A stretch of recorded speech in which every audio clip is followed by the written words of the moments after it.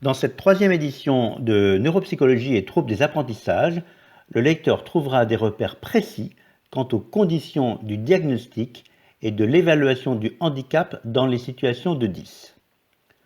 Dans le premier chapitre, nous abordons bien sûr le DSM, qui fait référence aujourd'hui, mais aussi la dernière mouture des épreuves de Wechsler pour enfants et adolescents, le WISC 5.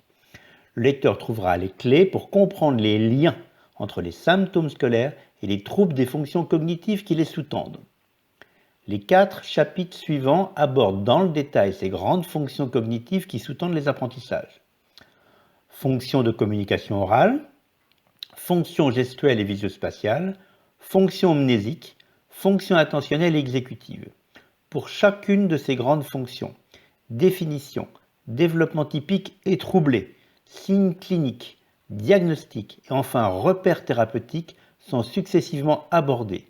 Dans les 2 derniers chapitres, les conséquences scolaires dans les grands domaines que sont le langage écrit et les mathématiques seront déclinées avec le même plan. 5 nouveaux films illustrent ce nouvel opus et viennent enrichir les 15 films que nous avions mis précédemment à la disposition de nos lecteurs. Pour que ce livre reste le repère que les professionnels de terrain et les étudiants attendent, nous avons inclus des références bibliographiques récentes.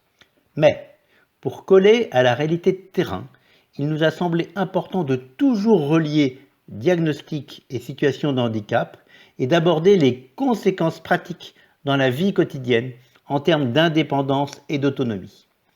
Nous souhaitons que ce nouvel ouvrage vous apporte l'essentiel en termes de compréhension des situations de troubles spécifiques des apprentissages dans le cadre des troubles neurodéveloppementaux, mais surtout qu'il soit un support pour mettre en œuvre des projets thérapeutiques adaptés qui aident véritablement les jeunes ainsi que leur entourage.